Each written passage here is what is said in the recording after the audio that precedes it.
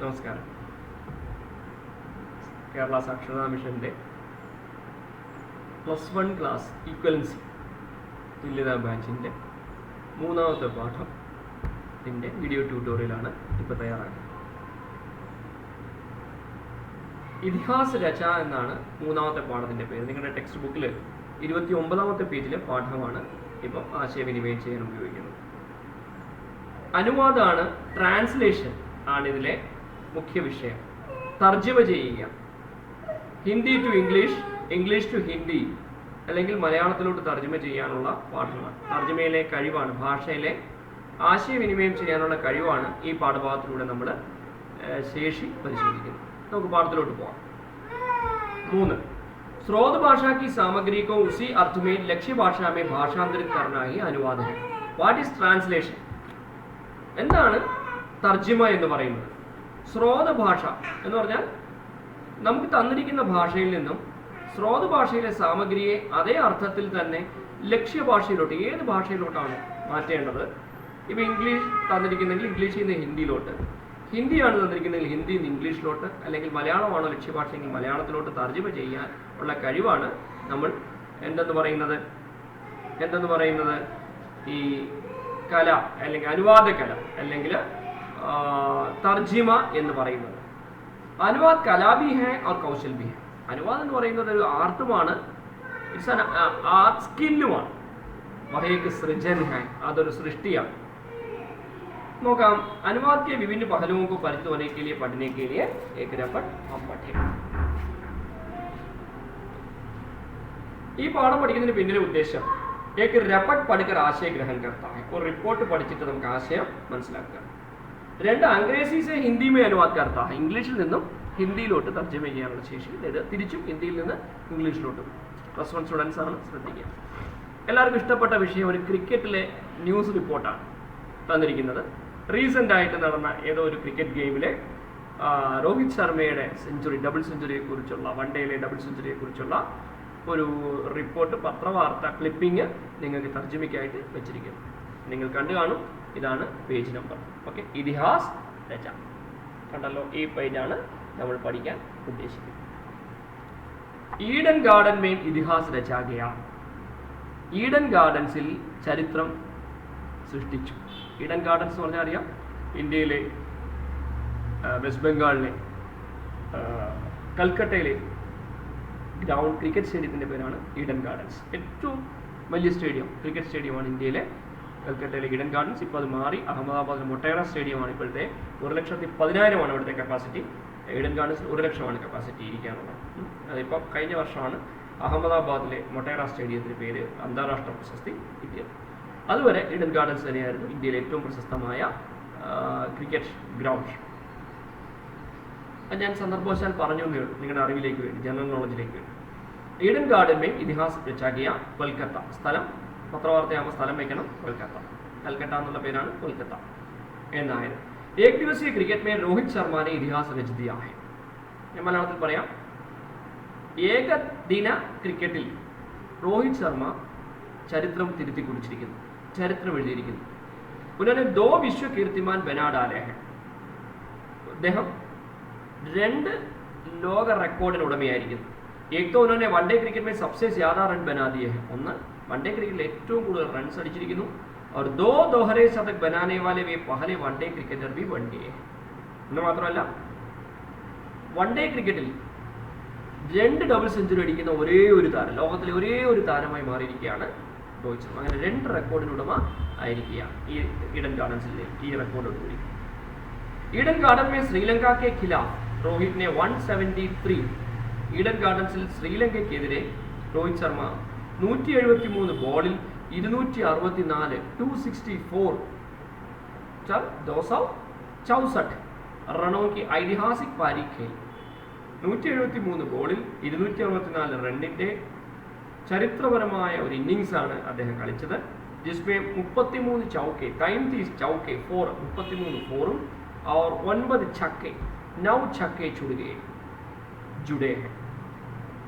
33 ഫോറും 9 സിക്സുമാണ് അദ്ദേഹം ഈ കളിയിൽ അടിച്ചത്. അങ്ങനെയാണ് 173 അടിച്ച വേൾഡ് റെക്കോർഡിന് ഉടമയായത്. ഇത് എല്ലാവർക്കും ഇഷ്ടമുള്ള വിഷയമാണ് വെച്ചിരിക്കുന്നത് പത്രവാർത്ത. ഇനി അനുവർത്തി കാര്യം എന്താണെന്ന് നോക്കാം. ഇതുമായിട്ട് ബന്ധപ്പെട്ട നമുക്ക് ചെയ്യേണ്ട വർക്ക് എന്താണെന്ന് നമുക്ക് നോക്കാം. रपट के आधार पर निम्नलिखित प्रश्नों के उत्तर लिखें. ഒന്ന്, ये रपट कहाँ से प्रकाशित है? സൃജനാത്മക വാചകം. അതിൻ്റെ ഉത്തരം എവിടെ നോക്കണം? പേജ് നമ്പർ 30 ചോദ്യത്തിൻ്റെ ഉത്തരം 33ാമത്തെ പേജിൽ ഉത്തരമായിട്ട് കൊടുത്തിട്ടുണ്ട്. രപട്ട് കൽക്കത്തയിൽ से പ്രകാശിത. എവിടെ നിന്ന് പ്രകാശനം ചെയ്തു? കൽക്കട്ടയിൽ നിന്നാണ് പബ്ലിഷ് ചെയ്തത്. രണ്ടാമത്തെ ചോദ്യം, രോഹിത് ശർമ്മനെ कौन से विश्व कीर्तिमान बना डाले हैं? രോഹിത് ശർമ്മ എന്ത് റെക്കോർഡിനാണ് ഉടമയായത്? रोहित शर्मा 2 विश्व कीर्तिमान बना डाले हैं. एक तो उन्होंने वनडे क्रिकेट में सबसे ज्यादा रन बना दिए हैं और तो 2 दूसरे दोहरे शतक बनाने वाले भी पहले वनडे क्रिकेटर हैं. രോഹിത് ശർമ്മ 2 റെക്കോർഡ് ലോക റെക്കോർഡ് ഉടമയായിരിക്കുകയാണ്. ഇതിനോടുകൂടി ഒന്ന്, അദ്ദേഹം വൺഡേ ക്രിക്കറ്റിൽ ഏറ്റവും കൂടുതൽ റൺ അടിച്ച വ്യക്തിയായി. 2 ഡബിൾ സെഞ്ചുറി അടിക്കുന്ന ഏക താരം, ലോകത്തിലേക്ക് തന്നെ ഏറ്റവും ആദ്യത്തെ താരമായി മാറപ്പെട്ടിരിക്കുകയാണ്. മൂന്നാമത്തെ ചോദ്യം, ईडन गार्डन में रोहित शर्मा ने कितने रनों की पारी खेली? ईडन गार्डन रोहित शर्मा എത്ര റൺസിന്റെ ഇന്നിംഗ്സ് ആണ് കളിച്ചത്? ईडन गार्डन में रोहित शर्मा ने 264 रनों की पारी खेली. ईडन गार्डन से रोहित शर्मा 264 റൺസിന്റെ ഇന്നിംഗ്സ് ആണ് കളിച്ചത്.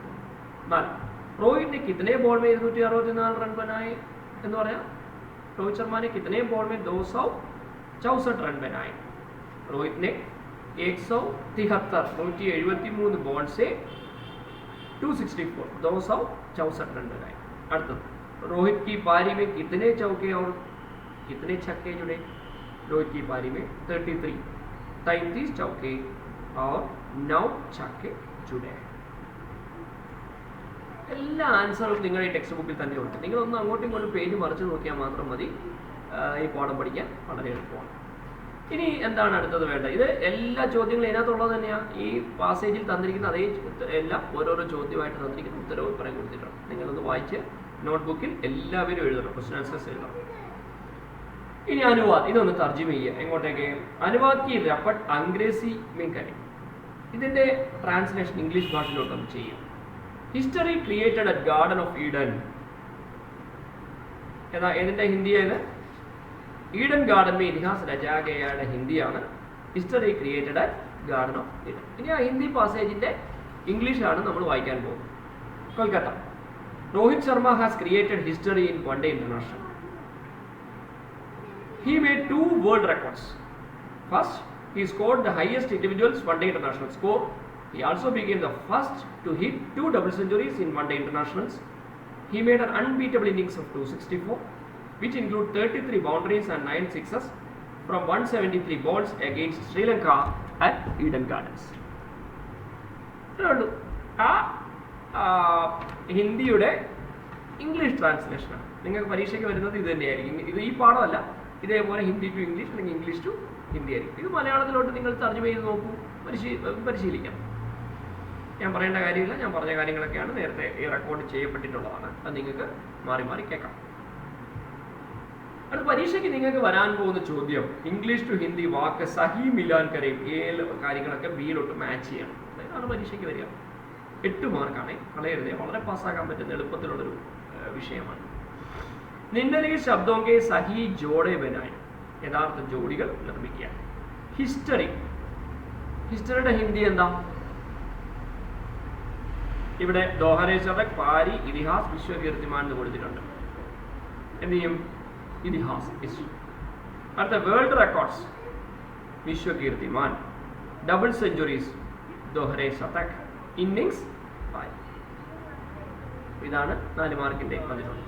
ശരി. इनी दोनों रिपोर्टों की तुलना करें और निम्नलिखित वाक्यांशों का समानार्थी अंग्रेजी वाक्यांश चुनकर लिखें.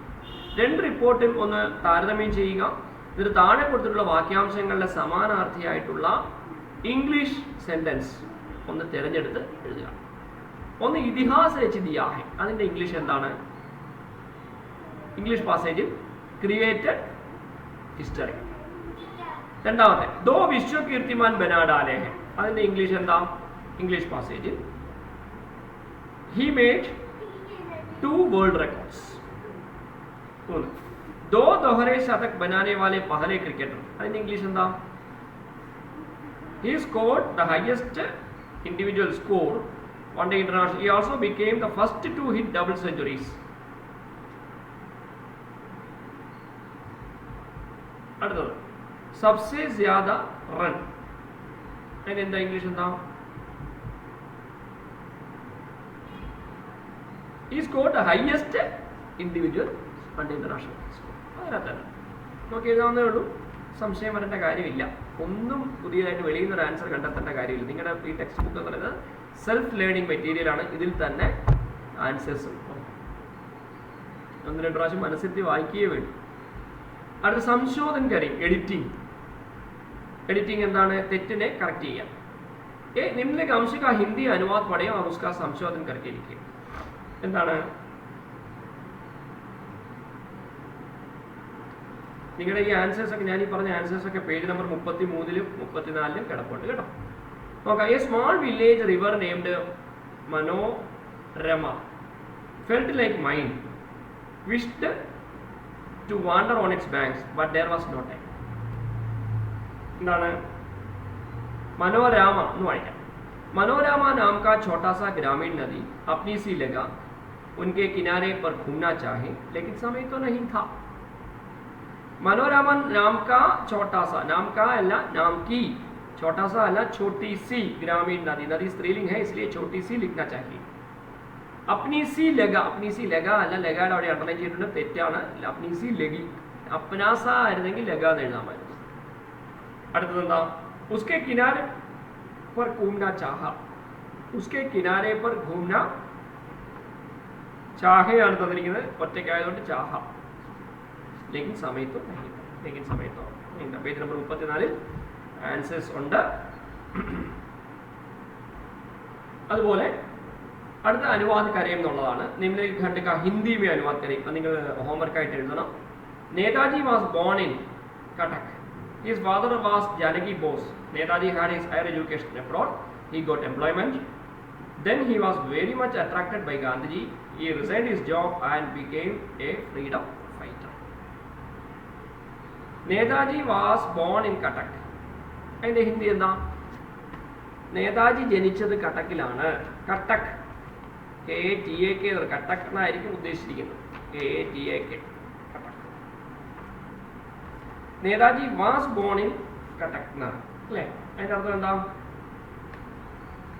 നേതാജി कटक में पैदा हुआ था. His father was Janaki Bose. उनके पिताजी का नाम जानकी बोस था. Netaji had his higher education abroad. Higher education in Hindi उच्च शिक्षा. Abroad विदेश. नेताजी विदेश में उच्च शिक्षा किए. He got employment. Employment was नौकरी. उन्हें नौकरी मिली. Then he was very much attracted by Gandhiji.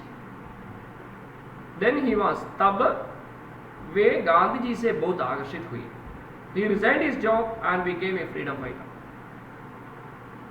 Resigned his job. Resign वाला छोड़ देना. उन्होंने नौकरी छोड़ दी और स्वतंत्रता सेनानी बन गए. ഇത്രയേ ഉള്ളൂ. ധന്യവാദ്. ഇതേപോലത്തെ ക്വസ്റ്റ്യൻസ് പരീക്ഷയ്ക്ക് വരും. വളരെ സിമ്പിളാണ്. ഈ ചോദ്യങ്ങളുടെ ഉത്തരമെല്ലാം ഇവിടെ കൊടുത്തിട്ടുണ്ട്. നിങ്ങൾ മനസ്സിരുത്തി വായിക്കുക. എന്തെങ്കിലും സംശയം ഉണ്ടെങ്കിൽ കമൻറ്റിൽ ഇടുക.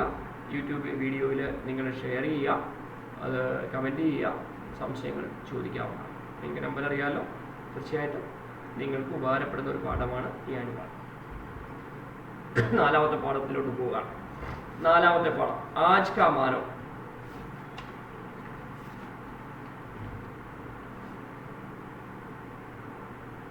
നോക്കാം.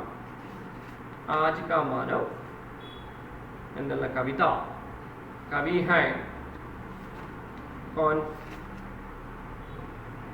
അശോക് വാജ്പേയി. കവിതയുടെ പേര് നിശബ്ദ്, സൈലൻസ്. ഇന്നത്തെ മനുഷ്യൻ എത്രത്തോളം സ്വാർത്ഥനാണ് എന്ന് കാണിച്ചു തരുന്നതാണ് ഈ കവിത. നമുക്ക് ആദ്യം കവിയെ പരിചയപ്പെടാം. आधुनिक काल के कवियों में अशोक वाजपेयी का प्रमुख स्थान है. उनका जन्म 16 फरवरी 1941 को मध्य प्रदेश में हुआ. वे भारतीय प्रशासनिक सेवा में पूर्व अधिकारी रह चुके हैं. इंडियन अडमिनिस्ट्रेटिव सर्विसिल ऑफिसर रिटायर्ड आया. बदलते हुए जीवन मूल्यों और उनके बीच घुटती हुई മാനവാത്മാക്കോനെ വാണിജ്യ മാറിക്കൊണ്ടിരിക്കുന്ന ജീവിത മൂല്യങ്ങളുടെയും അതിനിടയിൽ കുടഞ്ഞു വീഴുന്ന മനുഷ്യന്റെയും ആത്മാവിന് അദ്ദേഹം വാക്കുകൾ നൽകിയിരിക്കുന്നു. വേ ജീവൻ മേ നയ മൂല്യവും और नई संभावनाओं की खोज करते हैं. അദ്ദേഹം ജീവിതത്തിന്റെ പുതിയ മൂല്യങ്ങളും പുതിയ സംഭാവനകളെ കുറിച്ചാണ് അന്വേഷണം നടത്തിക്കൊണ്ടിരിക്കുന്നത്. ഉൻകി കവിതായി ഇസ് ഖോജ് കാ പരിണാം ഹെ. അദ്ദേഹത്തിന്റെ കവിതകളെല്ലാം ഈ അന്വേഷണത്തിന്റെ പരിണാമമാണ്. शहर अब भी संभावना है, एक पतंग आनंद में, कहीं नहीं वहीं आदि उनकी प्रमुख रचनाएं. साहित्य अकादमी पुरस्कार सहित अनेक पुरस्कारों से वे सम्मानित हैं. साहित्य अकादमी पुरस्कार सहित साहित्य अकादमी सम्मानത്തിന് സഹിതം അദ്ദേഹത്തിന് നിരവധി സമ്മാനങ്ങൾ ലഭിച്ചിട്ടുണ്ട്. आज का मानव पेज नंबर 35 36 37. आज का मानव बड़ा ही स्वार्थी है, स्वार्थ ने उसे निर्दयी भी बना दिया है. पढ़ते हैं अशोक वाजपेयी की कविता നിശബ്ദ്. നിശബ്ദ് എന്ന് പറഞ്ഞാൽ എന്താ? സൈലൻസ്. ഇന്നെല്ലാവരും നിശബ്ദരാണ്. പോരാത്തിന് ഈ കൊറോണ കാലത്ത് എല്ലാവരും വായും കൂടെ മൂടിക്കെട്ടിയിരിക്കുകയാണ് അല്ലേ? അന്തരീക്ഷമെല്ലാം പരിസ്ഥിതികളെല്ലാം മലിനീകരണത്തിൽ നിന്ന് മുക്തമായപ്പോൾ ശരിക്കും മൂക്ക് അല്ലെങ്കിൽ വാ തുറന്ന് ശ്വസിക്കേണ്ട സ്ഥലത്ത് മനുഷ്യരെല്ലാം മൂക്ക് മൂടിക്കെട്ടി നടക്കുകയാണ് റോഡിൽ കൂടെ. എന്തൊരു വിരോധാഭാസമാണ് നമുക്ക് ലോകത്തുണ്ടായിരിക്കുന്നത്. പക്ഷെ ഇന്ന് മനുഷ്യൻ സ്വാർത്ഥനാണെന്നുള്ളതിനകത്ത് യാതൊരു സംശയമില്ല. ഈ സ്വാർത്ഥനാണ് അവനെ ക്രൂരനാക്കി മാറ്റിയിരിക്കുന്നത്. വായിക്കാം അശോക് വാജ്പേയിയുടെ ഈ കവിത. ഇന്നത്തെ വില്യം ഹാസ്ലിറ്റിന്റെ ഒരു സെന്റൻസ് ഇംഗ്ലീഷ് കൊടുത്തിട്ടുണ്ട്. The least pain in our life little finger gives us more concern and uneasiness than the destruction of millions of our fellow beings. The least pain in our little finger ചെറിയ വിരൽ, ഈ ചെറുവിരലിന് ഉള്ള pain gives us more concern and uneasiness. ഏറ്റവും concern, ഇതിനെക്കുറിച്ചാണ് ചിന്തയും uneasiness, വളരെ uneasiness നമുക്ക് ഫീൽ ചെയ്യുന്നു. ദാൻ എന്തിനെക്കുറിച്ച്? The destruction of millions of our fellow beings. നിരവധി ലക്ഷക്കണക്കിന് ദശലക്ഷക്കണക്കിന് ആൾക്കാരുടെ നശീകരണത്തിനെക്കാട്ടിലും നമുക്കത് ഫെലോ ബീയിങ്സ്, നമ്മുടെ ഫോളോവേഴ്സിനെക്കാട്ടിലും നമ്മുടെ അതിനെക്കുറിച്ച് ലിറ്റിൽ ഫിംഗറിനെ കുറിച്ച് കൺസേൺ ആവും. ജസ്റ്റ് ഒരു ഇന്നത്തെ സ്വാർത്ഥതയെക്കുറിച്ച് പറഞ്ഞ് ഒരു കൊട്ടേഷനുമായിട്ട് മാച്ച് ചെയ്യുന്നതേ ഉള്ളൂ. ഈ പാഠം പഠിക്കുന്നതിന്റെ വലിയ ഉദ്ദേശം എന്താ? ആധുനിക കാൽ की कविताओं का आस्वादन करके टिप्पणी लिखता है. ആധുനിക കാലത്തിലെ പുതിയ കാലത്തിലെ കവിതകളുമായിട്ട് പഠിച്ചിട്ട് അതിനെ ആസ്വദിച്ച് ഒരു ആസ്വാദനക്കുറിപ്പ് എഴുതുക. കവിതാക്ക വിധാന്തരൻ കർത്ത. കവിതയെ നമുക്ക് രൂപമാറ്റ ഡയറി ആയിട്ടും റിപ്പോർട്ടായിട്ടും പത്രമായിട്ടും വാർത്താലാപമായിട്ടും ഒക്കെ എഴുതാൻ വേണ്ടിയാണ്. നിശബ്ദ്. കവിതാ കാ നാം ഹെ നിശബ്ദ്. ഇവിടെ ഒരു ചിത്രം കൊടുത്തിട്ടുണ്ട് കേട്ടോ. നിശബ്ദിന്റെ ഒരു ചിത്രം നിങ്ങൾ ടെക്സ്റ്റ് ബുക്ക് നോക്കണം. നിശബ്ദ് എന്താണ്? നിശബ്ദം എന്ന് പറഞ്ഞാൽ एक ऊंची इमारत की 5वीं मंजिल की खिड़की से एक आदमी ने अपने को बाहर फेंक दिया है. मेरे शब्द उछलकर उसे बीच में ही छेड़ लेना चाहते हैं, पर मैं हूं कि दौड़कर लिफ्ट में चढ़ दफ्तर तक जाता हूं पता लगाने की नई जगह पर नियुक्ति कब होगी. बाहर आता हूं सड़क पर जमी भीड़ से बचकर चमेली का गजरा और 2 गुब्बारे खरीदता हूं और निशब्द घर जाता हूं. വളരെ രസകരമായ ഒരു കവിതയാണ്. एक ऊंची इमारत, ഒരു ഉയർന്ന കെട്ടിടത്തിന്റെ മുകളിൽ 5वीं मंजिल 5ാം നിലയിൽ നിന്നും 5ാം നിലയിലെ खिड़की से ജനലിൽ നിന്നും एक आदमी ने अपने को बाहर फेंक दिया है. ഒരു വ്യക്തി സ്വയം ചാടുകയാണ്, കെട്ടിടത്തിന് വെളിയിൽ ചാടി. अपने को बाहर फेंक दिया है. വേറെ ആരും തള്ളിയതല്ല, 5ാം നിലയിൽ നിന്ന് ഒരുത്തൻ ചാടി. സൂയിസൈഡ്. मेरे शब्द उछलकर, ഇത് ഞാൻ കണ്ടുകൊണ്ടിരിക്കുകയാണ്, കവി കണ്ടുകൊണ്ടിരിക്കുകയാണ്. എന്നിട്ട് इसे बीच में छेड़ लेना चाहते हैं. यो चाट रहे. No no no no very कितना പറയാ, वेरी बैड, डोंट डू. उछलकर उसे बीच में ही छेड़ लेना चाहते हैं. തടയാൻ ശ്രമിച്ചു, തടഞ്ഞില്ല. ഒന്ന് തടയാൻ ശ്രമിച്ചു, എൻ്റെ മനസ്സ് തടയാൻ ശ്രമിച്ചു, പക്ഷെ ചെയ്തില്ല. എന്താ കാര്യം? പറമേഹോ, ഞാൻ ആരാ മോൻ? പറമേഹും की दौड़कर लिफ्ट में, ഞാൻ പെട്ടെന്ന് 5ാം നിലയിൽ നിന്ന് കണ്ടിട്ട് താഴെ ദൗഡ് ലിഫ്റ്റിൽ പോയി. എന്നിട്ടോ ചട് ദഫ്തർ തക് ജാത, അയാൾ വർക്ക് ചെയ്തുകൊണ്ടിരുന്ന ഓഫീസിലോട്ട് പോയി. മനസ്സിലായോ? ഒരാള് അയാൾ ആരാണെന്ന് വ്യക്തമായിട്ട് മനസ്സിലാക്കിക്കൊണ്ട് തന്നെയാണ് ചെയ്യുന്നത്. പതാലകാൻ എന്തിനാ ഞാൻ ഓടി ഓഫീസിൽ പോയേ, അയാൾ വർക്ക് ചെയ്യുന്ന ഓഫീസിൽ പോയത്? ഈ നൈ ജഗഹ് പർ നിയുക്തി കബ് ഹോഗി. അതാ എന്റെ ചിന്ത. അയാളെ രക്ഷിക്കാനോ ഹോസ്പിറ്റലിൽ കൊണ്ടുപോകാനോ ആളെ കൂട്ടാനോ ഒന്നുമല്ല. പിന്നെയോ സാറേ സാറേ ഇതാ ആ കെട്ടിടത്തിൽ ഈ ഓഫീസിൽ വർക്ക് ചെയ്തിരുന്ന ആൾ ചാടി ഇതാ തീർന്നു മരിച്ചു, ആ പോസ്റ്റിൽ വേക്കൻ്റ് അല്ലേ സാറേ, ആ പോസ്റ്റ് എനിക്ക് തരാമോ ജോലിക്ക്? എങ്ങനെയുണ്ട് കഥ? ഇതാണ് മനുഷ്യൻ. ഒരാൾ കസേരയിൽ ഇരിക്കുന്ന സീറ്റ് പൊങ്ങിയിട്ട് വേണം എനിക്ക് അവിടെ കയറിയിരിക്കാൻ. അപ്പോ പതാ ലഗാനേക്ക് നയി ജഗഹ് പർ നിയുക്തി കബ് ഹോഗി, ആ ഓഫീസിൽ ഞാൻ പോയത് തിരക്കാനാ. എന്ത് തിരക്കാൻ? ഈ സാറേ ഈ പോസ്റ്റിലെ അപ്പോയിന്റ്മെന്റ് എപ്പോൾ നടക്കും? ബാഹർ ആത്താവും, ഞാൻ അതിന്റെ വെളിയിൽ വന്നു. എന്നിട്ട് എന്ത് ചെയ്തു? സടക് പർ ജമി ഭീഡ് സെ ബച്ച്കർ, വഴിയിലൊക്കെ ആൾക്കൂട്ടം, കാരണം അത് ആള് വെളിയിൽ ചാടിയിരിക്കല്ലേ, കണ്ട ഭാവമില്ല. ഞാൻ എന്ത് ചെയ്തു? ചമേലിക്ക ഗജറ, ചമേലി എന്ന് പറഞ്ഞാൽ മുല്ലപ്പൂ, ഫൂലോം കി മാല, ഞാൻ ഭാര്യയ്ക്ക് വേണ്ടി പൂക്കളുടെ മാലയും മേടിച്ചുകൊണ്ട് വരികയാണ്. ദോ ഗുബ്ബാര, കുട്ടികൾക്ക് വേണ്ടി ബലൂണും മേടിച്ചുകൊണ്ട് വരികയാണ്. അവർ നിശബ്ദ കർജ, ഇതൊന്നും കണ്ടവനില്ല, ഞാനൊന്നും അറിഞ്ഞില്ലേ രാമനാരായണ എന്നുള്ള മട്ടില് ഞാൻ എന്ത് ചെയ്തു? നിശബ്ദ സൈലന്റ് ആയിട്ട് വീട്ടിലത്തുണ്ടെങ്കിൽ പോയി. മനസ്സിലായോ? എനിക്കിതൊന്നും അറിഞ്ഞുമില്ല കേട്ടു. ഇവിടെ മേം എന്ന് പറയുന്നത് വളരെ പ്രതീകമാണ്. കോൻ ഹേ മേം? ഷഹരി ആത്മിക പ്രതീകം, പട്ടണത്തിലെ ഒരു വ്യക്തിയുടെ പ്രതീകമാണ് ഈ മേം എന്ന് പറയുന്ന വ്യക്തി, അല്ലേ? അപ്പൊ നമ്മൾ പറയുമല്ലോ നാട്ടിൻപുറം നന്മകളാൽ സമൃദ്ധം. ഇപ്പം ശരിക്കും പറഞ്ഞാൽ നാട്ടിൻപുറത്തിൽ മാത്രമല്ല, നാട്ടിൻപുറവും അല്ല, നാട്ടിൻപുറത്ത് നിന്നല്ല ഞാൻ ഉദ്ദേശിച്ചത്, പട്ടണത്തിൽ മാത്രമല്ല ഈ സ്വാർത്ഥത, നാട്ടിൻപുറങ്ങളിലും ഈ സ്വാർത്ഥതയൊക്കെയാണ്. കേരളത്തിൽ പ്രത്യേകിച്ച് നാട്ടിൻപുറങ്ങളിൽ ഇപ്പോൾ ഗ്രാമങ്ങളൊന്നും ഇല്ല, എല്ലാം ടൗൺഷിപ്പ് ആയി കഴിഞ്ഞു. എല്ലാവരുടെയും മനസ്സ് ഇങ്ങനെയൊക്കെ തന്നെയാണ്, അവരവൻ്റെ കാര്യം നോക്കി പോവുക, അല്ലെ? റോഡിൽ ആക്സിഡന്റ് നടന്ന് എത്ര പേര് ഇങ്ങനെ കിടക്കുന്നത്, എത്ര ഇൻസിഡന്റ് നമുക്ക് കാണാം. മൊബൈലിൽ പടം എടുത്ത് അയക്കുന്നില്ലേ, തന്നെ രക്ഷിക്കാനൊന്നുമല്ല, വണ്ടിയുടെ അടിയിൽ കിടക്കുന്നത്, തോട്ടി മറിയുന്നത്, അതെങ്ങനെ ആദ്യം ആരെത്തിക്കുന്നു, അല്ലെ? ബ്രേക്കിംഗ് ന്യൂസൊക്കെ ടി വിയിൽ കാണുന്നില്ലേ? ഇതൊക്കെയാണ് ഇപ്പോഴത്തെ വാർത്തകൾ. വളരെ സ്വാർത്ഥനാണെന്നുള്ളതാണ് ഇന്നത്തെ ചോദ്യം. ഇനി ഞാൻ ക്വസ്റ്റിനോട്ട് പോവാം. കവിതാക്ക് ആധാർ पर निम्नलिखित प्रश्नों के उत्तर लिखें. അപ്പോൾ അതിൻ്റെ കൂട്ടത്തിൽ ഞാൻ വിശദീകരണം പറയാം. ആദ്യം കവിതാക്ക സാരാംശം, ഇതൊക്കെ നോട്ട്ബുക്കിൽ എഴുതണേ. एक आदमी ऊंची इमारत की 5वीं मंजिल से आत्महत्या करने की इरादे से कूदता है. ഒരു മനുഷ്യൻ വളരെ ഉയർന്ന കെട്ടിടത്തിന്റെ 5ാമത്തെ നിലയിൽ നിന്നും ആത്മഹത്യ ചെയ്യുവാൻ വേണ്ടി തീരുമാനിച്ചുകൊണ്ട് ചാടി. दूसरा आदमी अपने शब्दों के द्वारा ही सही उसे बीच में छेड़ लेना चाहता है. മറ്റൊരു മനുഷ്യൻ തൻ്റെ വാക്കുകൾ കൊണ്ട് തന്നെ അതിനെ ഇടയ്ക്ക് വെച്ച് തടയാൻ ശ്രമിച്ചു. लेकिन अपने स्वार्थी मन की सहज प्रेरणा से वह दौड़कर लिफ्ट में चढ़ जाता है. പക്ഷേ തൻ്റെ സ്വാർത്ഥമായ മനസ്സുകൊണ്ട് സഹജമായ പ്രേരണ കൊണ്ട് അയാൾ ഓടി ലിഫ്റ്റിലോട്ട് പോയി. സ്വാർത്ഥത ആണ് ഓവർടേക്ക് ചെയ്തത്. എന്നിട്ടോ ദഫ്തർ പहुंचकर इस बात का पता लगाता है कि नई जगह पर नियुक्ति कब होगी. ഓഫീസിലെത്തിയിട്ട് ഈ കാര്യത്തിനെ കുറിച്ച് അഡ്രസ്സ് എടുക്കുന്നു. എന്ത്? ഈ പുതിയ പോസ്റ്റിങ്ങിൽ, ഈ പുതിയ സ്ഥലത്ത്, വേക്കൻ്റ് ആയ സ്ഥലത്ത് എപ്പോൾ അപ്പോയിൻമെന്റ് നടക്കും? ജോ ഉസ് ആദ്മി की ആത്മഹത്യ से खाली हुई है.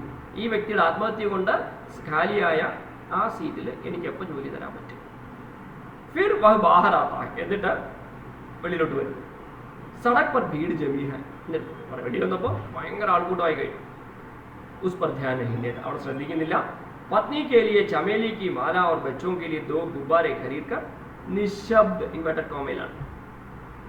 ഭാര്യയ്ക്ക് വേണ്ടി മുല്ലപ്പൂമാലയും കുട്ടികൾക്ക് വേണ്ടി 2 ബലൂണും മേടിച്ചുകൊണ്ട് ആരോടും മിണ്ടാതെ, ഒന്നും അറിയാതെ, നിശബ്ദ, ശബ്ദം വെക്കാതെ ഘർ ചലാ ജാതാ, വീട്ടിലോട്ട് കയറി.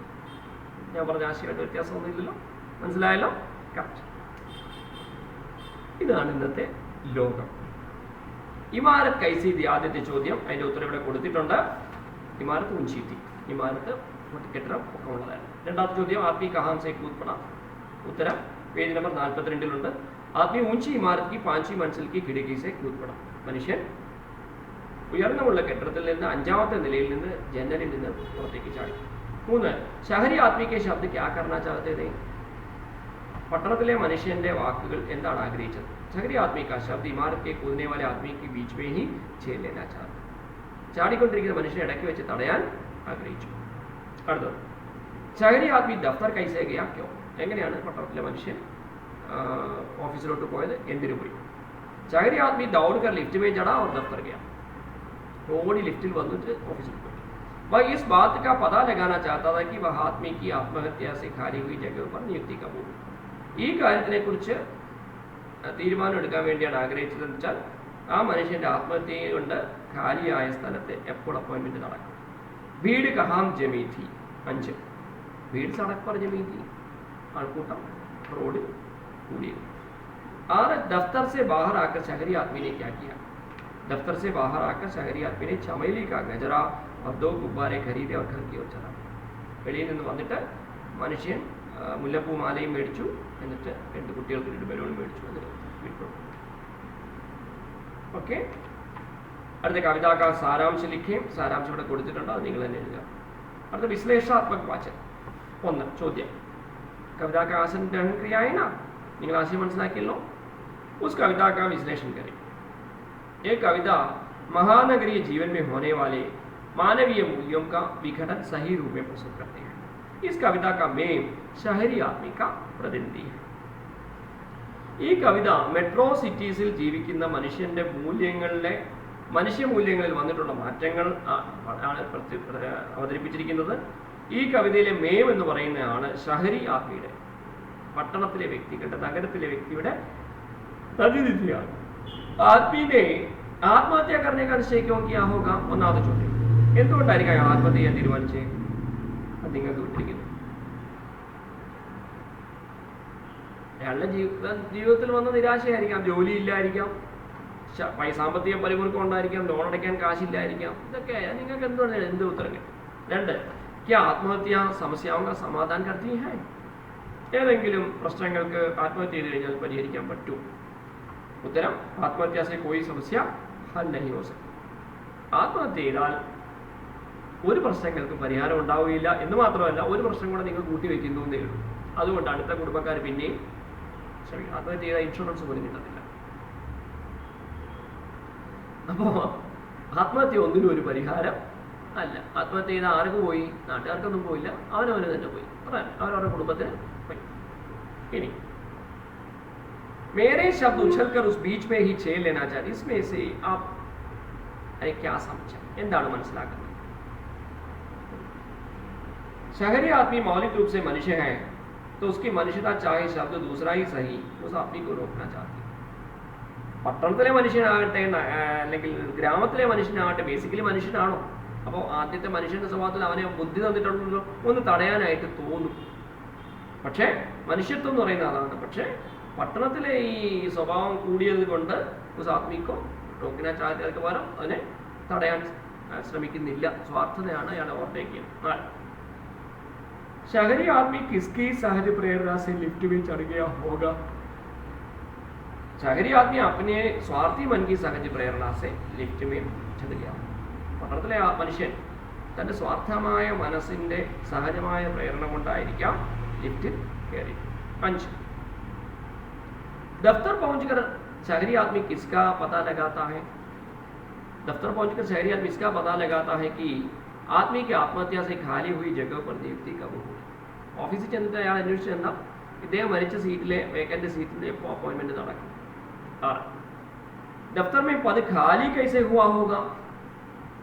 आदमी की आत्महत्या से दफ्तर का पद खाली हुआ होगा.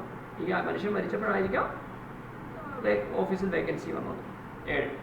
7ാമത്തെ ചോദ്യം, പേജ് നമ്പർ 39 ചോദ്യമാണ് ഞാൻ വായിക്കുന്നത് കേട്ടോ. 42 43 ഉത്തരവുണ്ട്. भीड़ में से बचकर जाना, इसका मतलब क्या है? ആൾക്കൂട്ടത്തിൽ രക്ഷപ്പെടുക എന്നുള്ളത് എന്താ അർത്ഥം? आदमी की लाश सड़क पर पड़ी थी. മനുഷ്യന്റെ ശവം അവിടെ കിടപ്പാണ്. उसके चारों ओर भीड़ जमी थी. ആ 4 ചുറ്റും ആൾക്കാർ.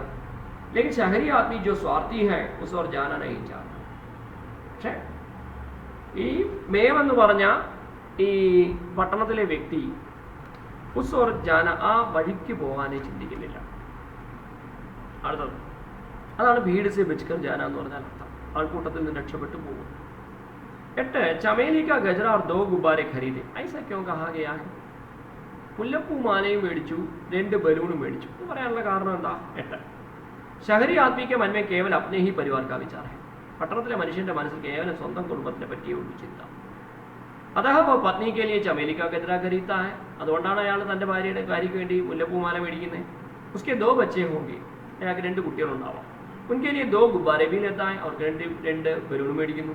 ये उसके मन की स्वार्थता का ही परिचय. ഇത് അദ്ദേഹത്തിന്റെ മനസ്സിന്റെ സ്വാർത്ഥതയുടെ പരിചയം. 9 निशब्द घर जाता हूं. इसे आपने क्या समझा? നിശബ്ദമായിട്ട് വീട്ടിലോട്ട് പോകുന്നു. ഇതിനെക്കുറിച്ച് നിങ്ങൾ എന്ത് മനസ്സിലാക്കി? സാധാരണ रूप से मनुष्य सामाजिक होता है. സാധാരണയായിട്ട് മനുഷ്യൻ എന്ന് പറയുന്ന ഒരു സാമൂഹ്യ ജീവിയാണ്. വह समाज के हर क्रियाकलाप पर नजर रखता है. സമൂഹത്തിലെ എല്ലാ ക്രിയാകലാപങ്ങളിലും അയാൾ നസർ रखता है. അയാൾ തീർച്ചയായിട്ടും അതിൽ തൻ്റെ കാഴ്ചപ്പാട് വ്യക്തമാക്കും. लेकिन शहरी आदमी जो स्वार्थ का ही पर्याय है, ये सब देखकर भी उसकी आंखें मोड़ लेता है और निशब्द घर चला जाता है. പക്ഷെ ഈ പട്ടണത്തിലെ മനുഷ്യൻ जो स्वार्थ का ही पर्याय, സ്വാർത്ഥതയുടെ തന്നെ പ്രതീകമാണ്. ये सब देखकर भी, ഇതെല്ലാം കണ്ടിട്ടും उससे आंखें मोड़ लेता है, അതിൽ നിന്ന് കണ്ണു മാറ്റുന്നു, കണ്ണടയ്ക്കുന്നു. और निशब्द घर चला जाता है, ഒന്നും അറിയാത്ത മട്ടിൽ വീട്ടിലോട്ട് പോകും. അതാണ് इस कविता में शहरी आदमी के चरित्र की कौन कौन सी विशेषताएं प्रकट होती हैं? ഈ കവിതയിൽ പട്ടണത്തിലെ മനുഷ്യന്റെ സ്വഭാവത്തിന്റെ ഏതെല്ലാം വിശേഷതകളാണ് പ്രകടമാവുന്നത്? ഒന്ന്, शहरी आदमी में हम एक स्वार्थी, संवेदनहीन और निर्दय आदमी को पाते हैं. സ്വാർത്ഥനായതും സംവേദന ഇല്ലാത്തവനും നിർദയവും ക്രൂരനായ മനുഷ്യന്റെ സ്വഭാവമാണ് നമുക്ക് ഇവിടെ പ്രകടമാകുന്നത്. ഇത്രയേ ഉള്ളൂ ഈ പാഠത്തിൽ നമുക്ക് പഠിക്കാനുള്ള ക്വസ്റ്റ്യൻ ആൻസേഴ്സ്. പക്ഷെ പരീക്ഷയ്ക്ക് വരുന്ന ക്വസ്റ്റ്യൻസ് പേജ് നമ്പർ 40 41 ഉണ്ട്. ഒന്ന്, डायरी लेखें. कविता के आधार पर शहरी आदमी की डायरी का अंश लिखे. നോട്ട്സ് ഞാൻ പിന്നെ തരാം. ആസ്വാദന ടിപ്പണി, കവിതയുടെ ആസ്വാദനക്കുറിപ്പ് തയ്യാറാക്കുക. 3, वाक्य संरचना. निम्नलिखित वाक्य का 4 वाक्यों में विभाजन करके लिए. अതാണ് പോയിന്റ്. അതിന് ആൻസർ കൊടുത്തിട്ടുണ്ട്. एक ऊंची इमारत की 5वीं मंजिल से गिरा आदमी मर गया. ഒരു ഉയർന്ന കെട്ടിടത്തിൽ 5ാമത്തെ നിലയിൽ നിന്നും വീണ മനുഷ്യൻ മരിച്ചു. അത് ഇവിടെ പേജ് നമ്പർ 43 കൊടുത്തിട്ടുണ്ട്. एक इमारत थी, सेंटेंस. इमारत ऊंची थी, രണ്ടാം സെന്റൻസ്. उसकी 5वीं मंजिल से एक आदमी गिरा, മൂന്നാം സെന്റൻസ്. वह आदमी मर गया. 4 സെന്റൻസ് ആയിട്ട് പിരിച്ച് എഴുതാൻ വേണ്ടിയുള്ള. അടുത്ത ചർച്ചാ കരേ. शहरी आदमी अधिक स्वार्थी बनता जा रहा. അത് ചർച്ച ചെയ്യുക. നല്ലൊരു ക്വസ്റ്റ്യനാണ്. നിബന്ധന എഴുതുക, സെമിനാർ എഴുതുക, ഡിബേറ്റ് ചെയ്യുക. പട്ടണത്തിലെ മനുഷ്യർ അധികം സ്വാർത്ഥരാണ് അല്ലെങ്കിൽ സ്വാർത്ഥരായിക്കൊണ്ടിരിക്കുന്നു. ഇതിനെക്കുറിച്ച് നിങ്ങളുടെ കാഴ്ചപ്പാട്. മലയാളത്തിലാണെങ്കിൽ നമുക്ക് സംസാരിക്കാൻ വരുന്നല്ലേ, പക്ഷേ ഹിന്ദിയിൽ സംസാരിക്കും. അതിനുള്ള പോയിന്റ്സ് ഇതാണ്. शहरी जीवन, എന്താണ് പട്ടണത്തിലെ ജീവിതം? 2, शहर में रहने के मुख्य उद्देश्य, എന്തിനാണ് പട്ടണത്തിൽ അവർ താമസിക്കുന്നത്? 3, ആത്മീയത का अभाव, എന്തുകൊണ്ടാണ് ആത്മീയതയുടെ അഭാവം പട്ടണത്തിലെ ആൾക്കാർക്കുണ്ടാകും? 4, സ്വാർത്ഥലാഭം, എന്താണ് സ്വാർത്ഥലാഭം, എന്തിനാണ് സ്വാർത്ഥലാഭം നോക്കുന്നത്? 5, മാനവസേ ദാനവിക്കോർ, മനുഷ്യരിൽ നിന്നും രാക്ഷസരായിട്ട് മാറുന്ന പ്രവൃത്തി. चर्चा के आधार पर लेख तैयार करें और पोर्टफोलियो में संकलित करें. ഇതിനെക്കുറിച്ചൊരു ലേഖനം എഴുതുക, എന്നിട്ട് പോർട്ട്ഫോളിയോയിൽ കളക്ട് ചെയ്ത് വയ്ക്കുക. CE വർക്കിന് ആവശ്യപ്പെടും. തീർച്ചയായിട്ടും ഈ കവിത മനസ്സിലായി എന്ന് വിശ്വസിക്കുന്നു. കുറച്ച് സ്പീഡിലാണ് എടുത്തത്. നിങ്ങൾ വീണ്ടും വീഡിയോ കാണുക, ഓഡിയോ കേൾക്കുക. ക്വസ്റ്റ്യൻ ആൻസേഴ്സ് ഞാൻ പിന്നീട് അയച്ചു തരാം. പക്ഷേ എന്തൊക്കെയായാലും വളരെ നല്ലൊരു പാഠമാണ്. ഇന്നല്ല എന്നും ഈ പാഠം നിങ്ങൾക്ക് പ്രയോജനപ്പെടും. ഇതിൻ്റെ ആൻസർ ഡയറി ലേഖനും ഡയറിയും ആസ്വാദന ടിപ്പണിയും ഞാൻ നിങ്ങൾക്ക് പിന്നീട് അയച്ചു തരാം, കോപ്പി അയച്ചു തരാം. ഓക്കെ, എഴുതുമെന്ന് വിശ്വസിക്കുന്നു. നമുക്ക് ഇന്നിവിടെ നിർത്താം. തീർച്ചയായിട്ടും നിങ്ങൾ യൂട്യൂബിൽ ഈ ക്ലാസ് കാണുക. അതുപോലെ യൂട്യൂബിലെ ക്ലാസ് സബ്സ്ക്രൈബ് ചെയ്യുക, പിന്നെ ഷെയർ ചെയ്യുക, കമൻറ്റ് ചെയ്യുക, സംശയങ്ങൾ ചോദിക്കുക. നമ്മുടെ ഓൺലൈൻ പഠനം വളരെ രസകരമാക്കാം. നേരിട്ട് കാണുമ്പോൾ നമുക്കിതിനെക്കുറിച്ച് കൂടുതൽ ചർച്ച ചെയ്യാം. നോട്ട്സ് ഞാൻ പിന്നീട് നിങ്ങൾക്ക് അയച്ചു തരുന്നതാണ്. വളരെ സന്തോഷം. വീണ്ടും പറയുന്നു, ക്ലാസ്സിനെ കുറിച്ചുള്ള കമൻറ്റ്സ് വളരെ ഇമ്പോർട്ടൻ്റ് ആണ്. അല്ലെങ്കിൽ ഇതേപോലെ ക്ലാസ് ഇങ്ങനെ പോയിക്കൊണ്ടേയിരിക്കും. 4 പാഠം തീർന്നിരിക്കുന്നു. ഇന്നത്തെ എപ്പിസോഡിൽ 2 പാഠങ്ങളാണ് തീർത്തത്. 1 അനുവാദവും, 2 കവിത, നിശബ്ദം എന്ന കവിതയും. വളരെ പെട്ടെന്ന് നമുക്ക് മുന്നോട്ട് പോകേണ്ടതുണ്ട്. ഇപ്പം ഡിസംബർ മാസമായി പരീക്ഷ കൃത്യമായിട്ട് നടക്കുമെന്നാണ് അറിയാൻ കഴിഞ്ഞത്. എല്ലാവരും ക്ലാസ്സിൽ തീർച്ചയായും ഇതിനെക്കുറിച്ച് കമൻറ്റ് ചെയ്യണം, പഠിച്ചിരിക്കണം, വായിച്ചിരിക്കും. ടെക്സ്റ്റ് ബുക്ക് വീണ്ടും വായിക്കുക. ധന്യവാദം.